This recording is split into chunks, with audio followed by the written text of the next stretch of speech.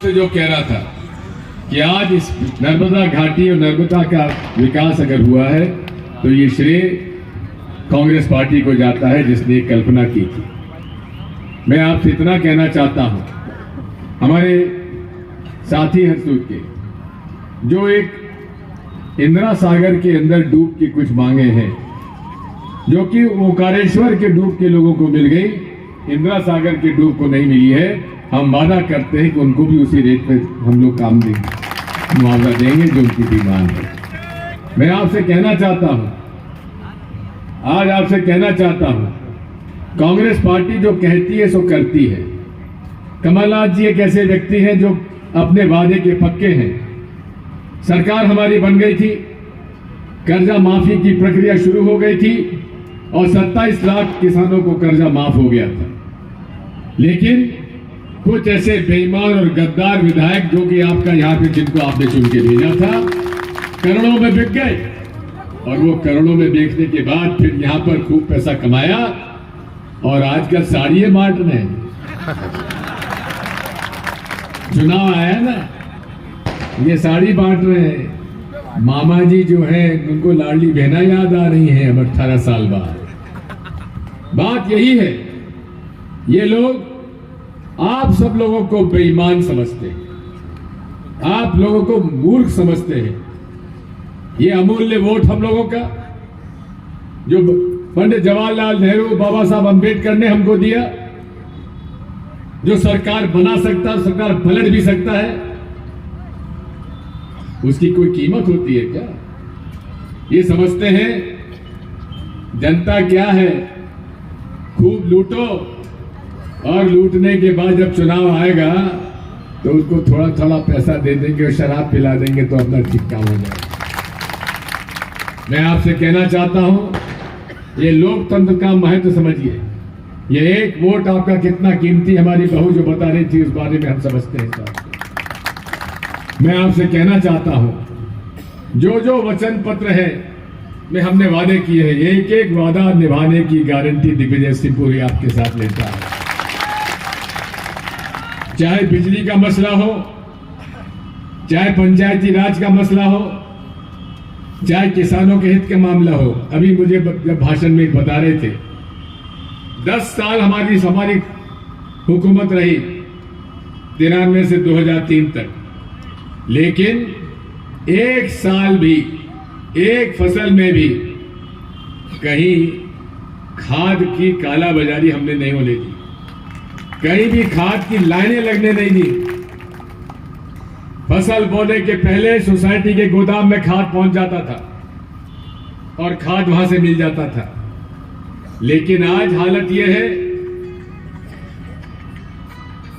लाइनें लगती है, थाने में बढ़ रही है और 150-150, 200 रुपया बोरी पर काला बाजारी में पैसा लिया जा रहा है कि नहीं लिया जा रहा है। कीमतें बढ़ती जा रही है, महंगाई बढ़ती जा रही है, फसल की कीमत बढ़ नहीं रही है, लागत बढ़ती जा रही है और मोदी जी कहते हैं कि दुगना, मैं 2022 तक किसानों की आमदनी दुगना कर दूंगा। ये बात मुझे आप ये बताइए, कौन सी बात है जो नरेंद्र मोदी जी ने जो कही हो वो सही निकली हो? कौन सी बात है शिवराज सिंह चौहान ने जो कही हो सही निकली हो? काला धन आ जाएगा, इतना आएगा कि सबके खाते में 15 लाख जमा हो जाएंगे, हम इतने बड़े आपको बना देंगे, आतंकवाद समाप्त हो जाएगा, भ्रष्टाचार समाप्त हो जाएगा। ना भ्रष्टाचार समाप्त हुआ, ना आतंकवाद समाप्त हुआ, ना काला धन आया। नोटबंदी के अंदर आप ही का पैसा जो बैंकों में जमा था, आप ही को पैसा बैंक से निकालने के लिए भी घंटों लाइनों में खड़े रहे। किसकी यहाँ शादी थी, किसी की यहाँ सगाई थी, किसी के पास मुसीबत थी, और आप लोगों का हमारा पैसा जो बैंकों में था, इन्होंने छोटे छोटे गरीब लोगों को तो कर्जा नहीं दिया, बड़े बड़े उद्योगपतियों को हजारों लाखों करोड़ का कर्जा दिया। और आज पिछले 9 साल में मोदी जी के राज में 25 लाख करोड़ का बड़े उद्योगपतियों कर्जा माफ हुआ। कितना? 25 लाख करोड़। उनमें एक भी किसान, एक भी मजदूर, एक भी अनुसूचित जाति जनजाति का आदमी नहीं है। इन्होंने कर्जा माफ उनका किया है जो बड़े बड़े उद्योगपति इनके पास शुरू से आते रहे हैं। केंद्र सरकार ने 2009 में किसानों का 72,000 करोड़ रुपए डॉक्टर मनमोहन सिंह जी और सोनिया गांधी जी ने माफ कराया था कि नहीं कराया था किसानों का? 10 साल तक हमने बिजली मुफ्त में दी थी कि नहीं दी थी किसानों को? 5 हॉर्स पावर। गरीबों के घर में एक बत्ती कनेक्शन मुफ्त में दिया था कि नहीं दिया था? आवासीय पट्टे दिए, आपको खेती के पट्टे दिए, जंगल की जमीन पर जिन आदिवासियों का कब्जा था वो जमीन के पट्टे हम लोगों ने कानून बनाया। आज भी मेरे आदिवासी भाइयों और बहनों से मैं कहना चाहता हूं, आपके जितने ऐसे प्रकरण हैं जिनमें आपका कब्जा है लेकिन पट्टा नहीं मिल पाया है, कांग्रेस की सरकार आते ही पूरी तरीके से आपके साथ न्याय किया जाएगा, आपको पट्टा दिलवाया जाएगा। अनुसूचित जाति के लोगों के जो पट्टे हैं लेकिन कब्जा नहीं है, ऐसे प्रकरण भी हम लोग देखेंगे। अनुसूचित जाति जनजाति के जितना बजट आता है, लगभग 5,000 करोड़ रुपए केंद्र सरकार से इन जातियों के लिए आता है, लेकिन वो कहां जाता है? ये बड़े बड़े लोगों के पास चला जाता है। इंदौर में मेट्रो बनेगी, पैसा जाएगा आदिवासियों के खाते से। कहीं इंदौर में और भोपाल में और बड़े बड़े जगह पर बड़े बड़े आलीशान भवन बनेंगे तो आदिवासी और अनुसूचित जाति के लोगों के बजट से जाते हैं। मैं आपसे कहना चाहता हूं, इस बात को दावे के साथ कह सकता हूं, अनुसूचित जाति जनजाति का पैसा केवल उनके हित में लगाया जाएगा कांग्रेस पार्टी की तरफ से, और किसी को नहीं दिया जाएगा। पंचायती राज का क्या हाल कर दिया इन्होंने? सारा अधिकार आपसे छीन लिया। मेरे कार्यकाल में, कांग्रेस के कार्यकाल में पंचायत कर्मी, शिक्षक कर्मी की नियुक्ति जनपद पंचायत जिला परिषद ने की थी कि नहीं की थी? और सारे बच्चे आप लोगों के लगे थे। व्यापम जैसा घपला नहीं हुआ था। आज क्या हाल है? बेरोजगार भटकता फिर रहा है और बेरोजगारों को नौकरियां नहीं मिल रही है। नौकरियां निकलती है, पेपर आउट होता है, बड़े बड़े लोगों के बच्चे जो कि पास नहीं हो सकते उनको नौकरी मिल जाती है, और गरीब आदमी के लायक बच्चों को नौकरी नहीं मिल पाती। एक तो पटवारी में भर्ती एक ऐसा व्यक्ति हो गया जिसको मध्य प्रदेश की राजधानी कहां ये मालूम नहीं था, वो पटवारी की भर्ती में पास हो गया क्योंकि उसके पिता के पास नगद पैसा था रिश्वत देने के लिए। रिश्वत आज एक ऐसी बात हो गई है, ठेका हो तो रिश्वत, ठेके में पेमेंट हो तो उसमें कमीशन, हर चीज कमीशन की बात है। मैं आपसे कहना चाहता हूं कि आप इस बात को समझ लीजिए, जितने घोटाले इन्होंने किए हैं, लाखों करोड़ों के घोटाले किए हैं, उसकी हमने पर्चा छपाया है। आप लोगों को पर्चा वो बटा के नहीं बटा, आपको वचन पत्र के पर्चे बटे के नहीं बटे, सारी बातें आपको समझ में आना चाहिए। एक एक घोटाले की जांच की जाएगी और मैं आपसे कहना चाहता हूं, जो जो दोषी होंगे उनके खिलाफ सख्ती से कार्रवाई की जाएगी।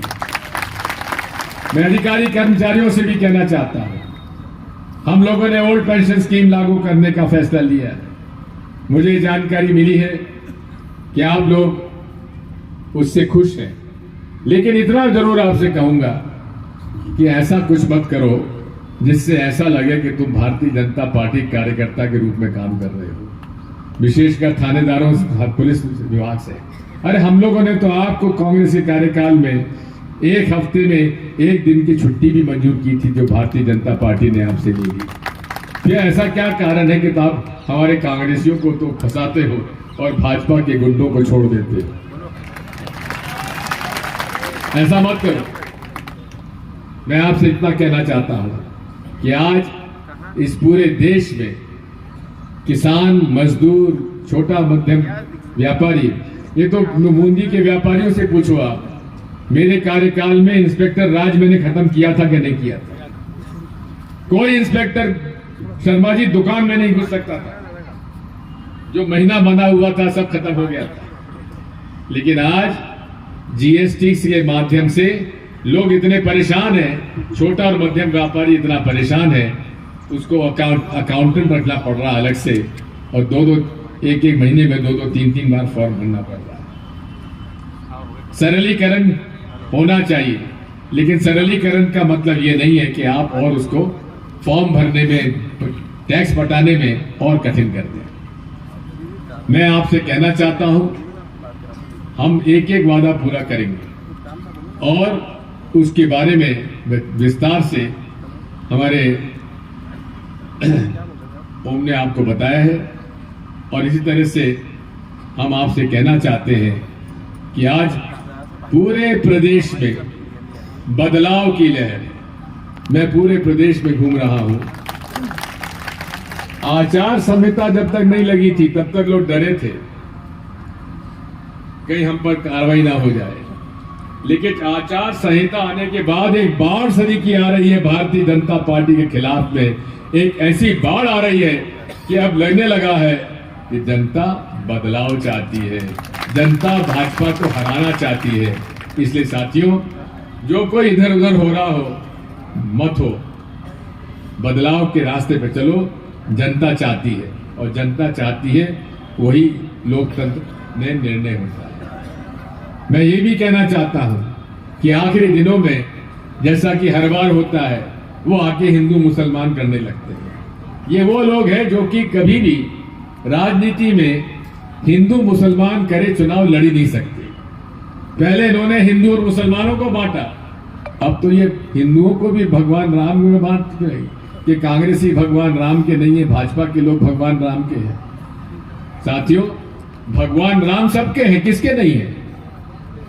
जितने भी यहाँ हिंदू हो बोलो भगवान राम में आस्था आपकी है कि नहीं है? अब हमने भी है।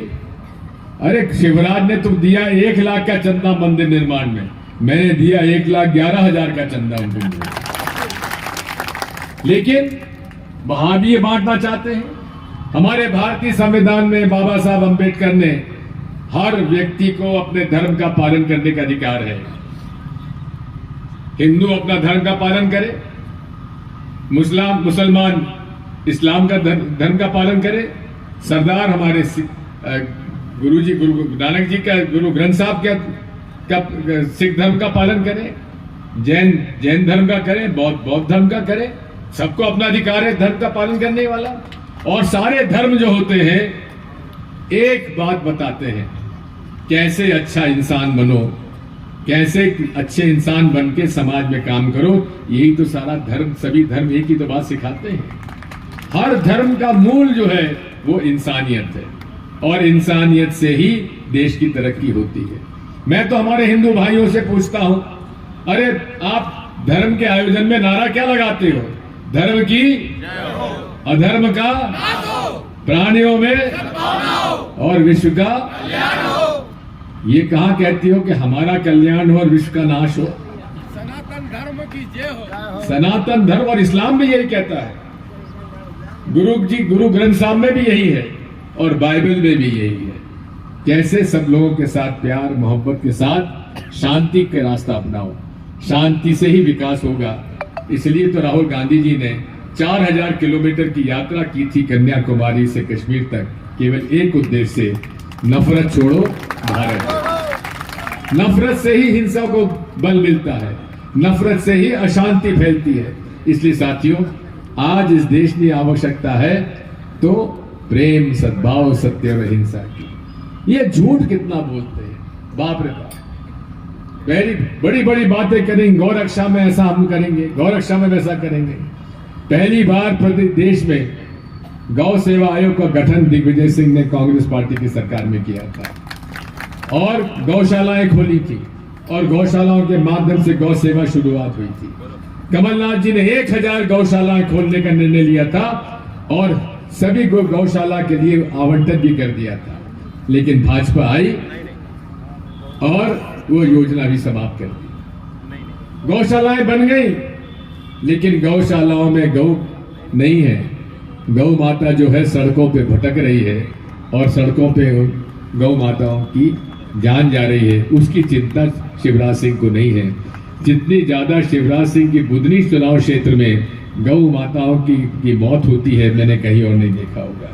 कभी आप खाते गांव से बुधनी तक आके जाके देखिए, जगह जगह गाय बीच में खड़ी हुई हैं, कई जगह आपको उनके शव मिलेंगे। इसलिए साथियों, ये केवल धर्म का नाटक और नौटंकी करते हैं। धर्म के नाम पर